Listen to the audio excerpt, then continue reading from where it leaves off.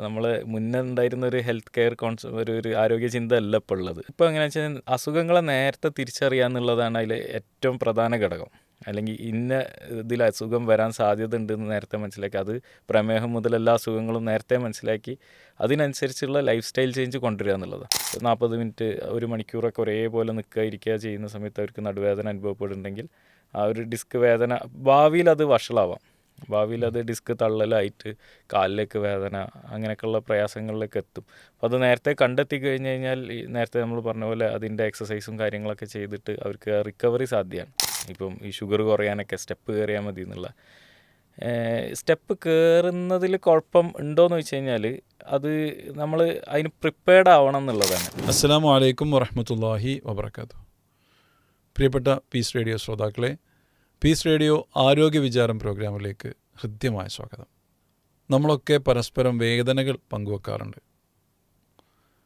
എന്നാൽ ഒരു 40 വയസ്സ് 50 വയസ്സ് ആ ഒരു പ്രായമുള്ള ആളുകളാണ് വേദന പങ്കുവെക്കുന്നതെങ്കിൽ ഇനിയിപ്പോൾ വേദനയൊക്കെ ഉണ്ടാവും.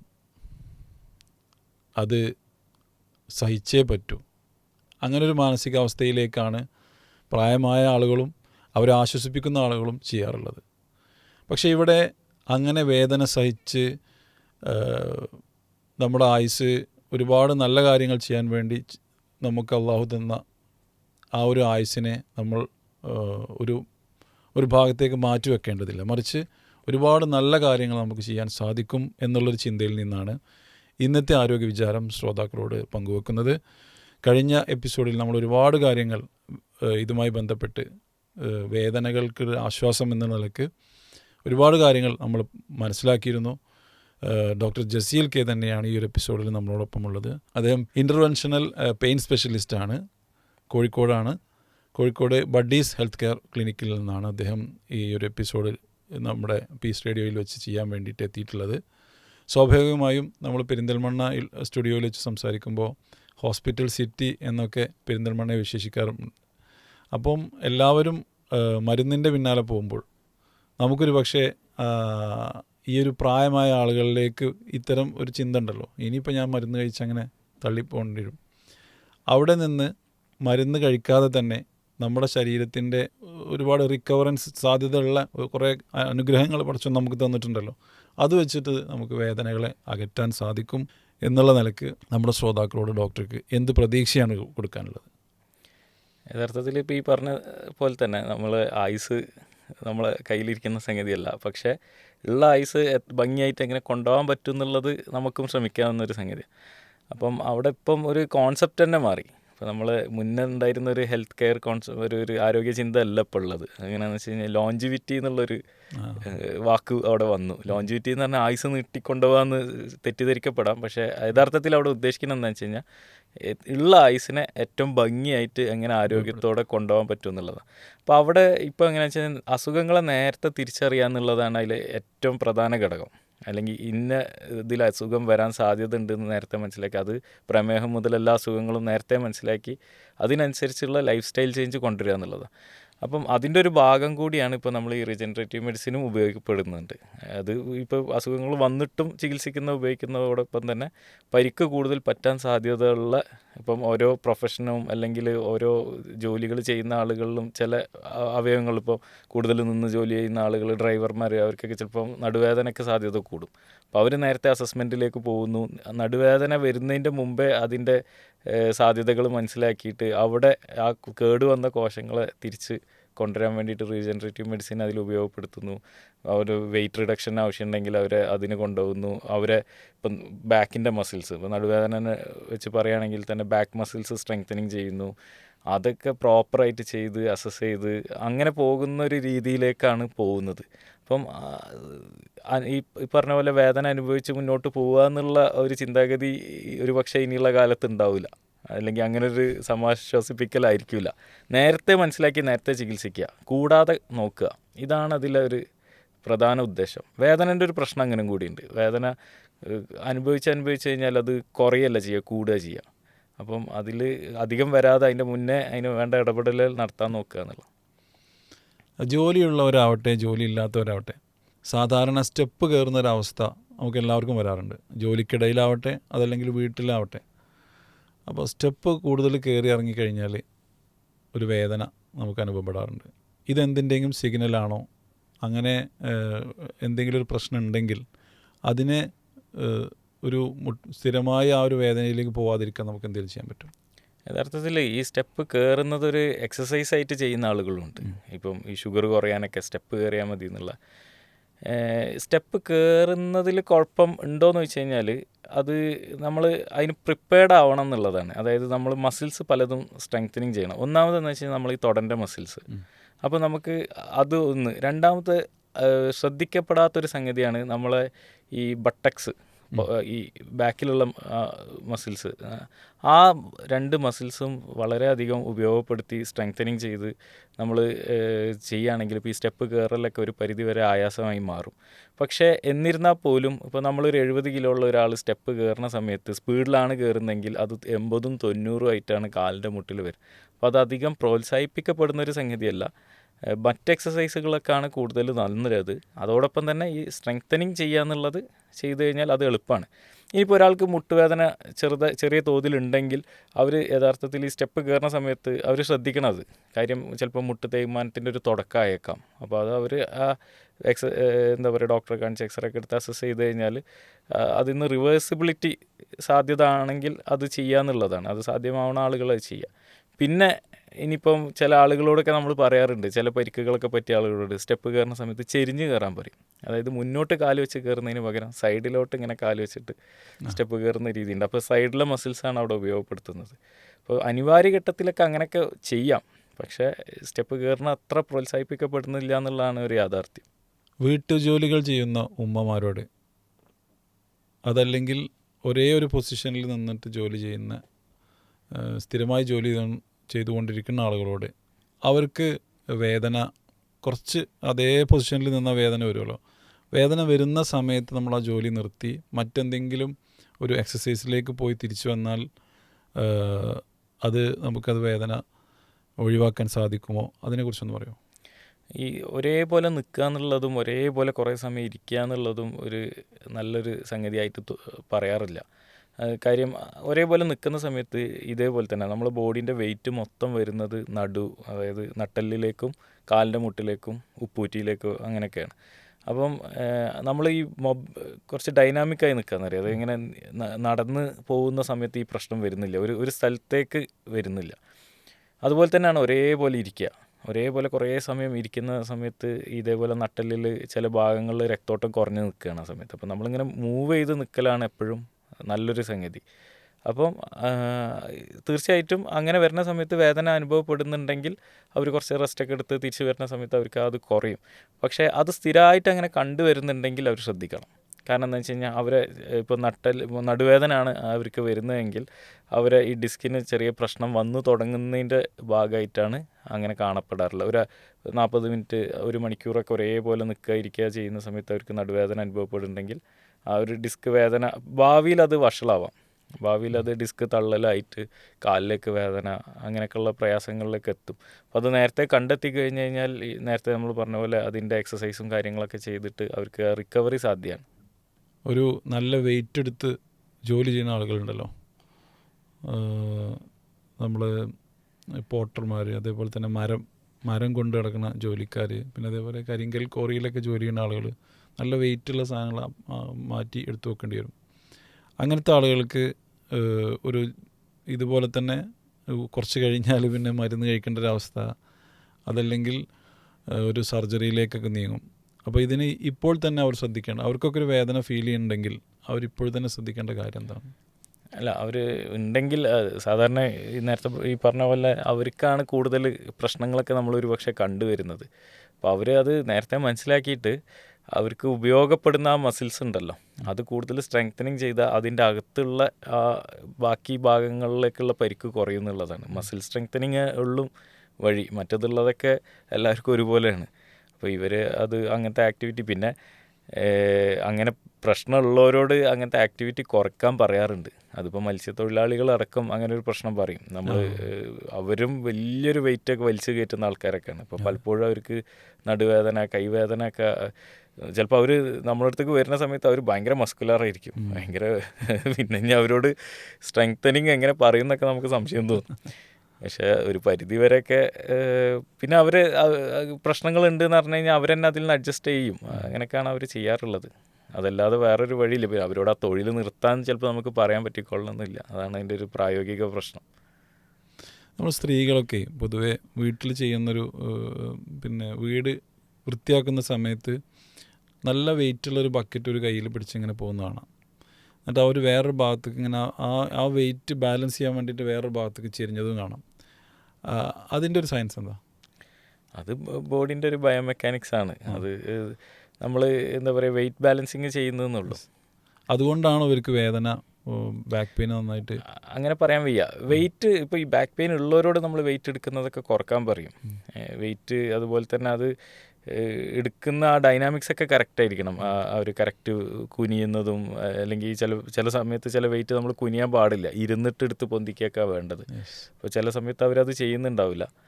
പിന്നെ അതുപോലെ തന്നെ ചിലപ്പോൾ കയ്യിൽ തീരെ ബലം പ്രയോഗിക്കാതെ കൈ ഇങ്ങനെ തൂങ്ങിക്കെടുക്കുകയായിരിക്കും ആ ബക്കറ്റ് വെള്ളം കൊണ്ട്. അപ്പം അതൊക്കെ ശരിക്കും പറഞ്ഞു കഴിഞ്ഞാൽ അത്ര ഒരു ആരോഗ്യപരമായിട്ടുള്ള കാര്യമായിരിക്കില്ല.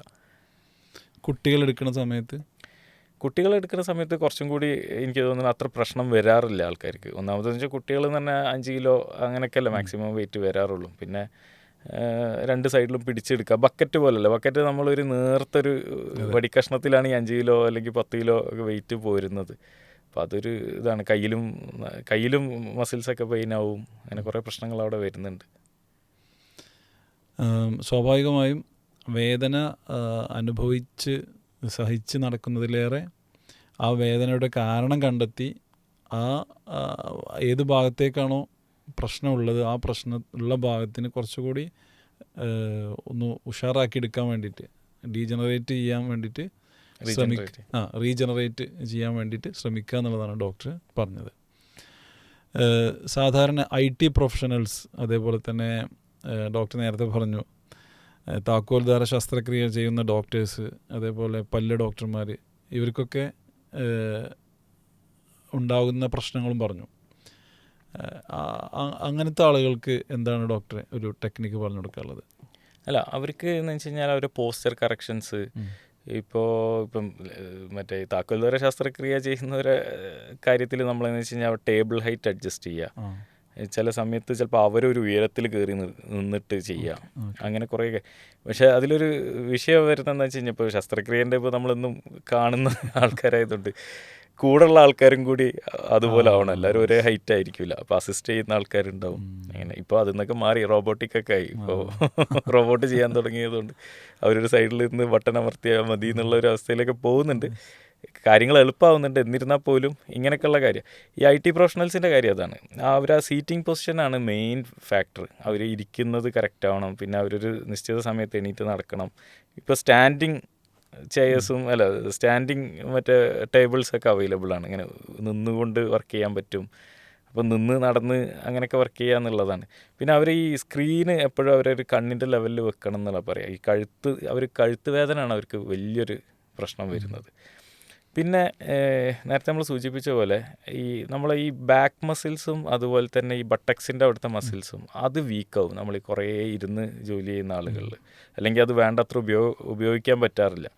അപ്പം അതിന് സ്പെഷ്യലായിട്ട് എക്സസൈസും കാര്യങ്ങളും അവർ കൊടുത്തുകൊണ്ടിരിക്കണം. അത് ഇനിയിപ്പോൾ അവർ മറ്റേ വർക്ക് ചെയ്യുന്ന സമയം അല്ലെങ്കിൽ മറ്റ് സമയങ്ങൾ ഉപയോഗിച്ചിട്ട് അത് സ്ട്രെങ്തൻ ചെയ്യുക, അതൊക്കെയാണ് അവർക്ക് ചെയ്യാനുള്ളത്.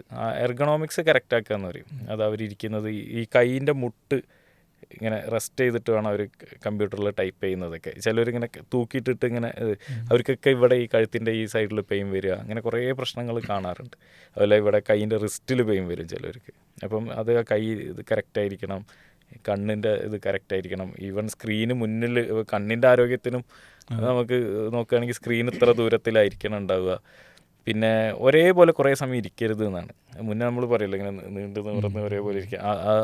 ആ ഒരു സാധനം ഇപ്പോൾ പറയുന്നില്ല. അതെന്ന് വെച്ച് കഴിഞ്ഞാൽ നമ്മളിങ്ങനെ വല്ലാണ്ട് ഇങ്ങനെ മുന്നോട്ട് ഇങ്ങനെ ചാഞ്ഞിരിക്കാൻ പാടില്ല. പക്ഷേ കുറച്ചുകൂടി ബാക്കിലേക്കായിരിക്കുന്നതാണ് കുറച്ചും കൂടി നല്ലത്. എന്നാൽ പോലും അങ്ങനെയും കുറേ സമയം ഇരിക്കരുത്. ഇങ്ങനെ ശരിക്കും എണീറ്റ് നടക്കുകയാണെങ്കിൽ ഏറ്റവും ബെസ്റ്റ്. അല്ലെങ്കിൽ നമ്മളിങ്ങനെ ഇരുന്ന പൊസിഷൻ തന്നെ ഇങ്ങനെ ചേഞ്ച് ചെയ്യാൻ പറയും.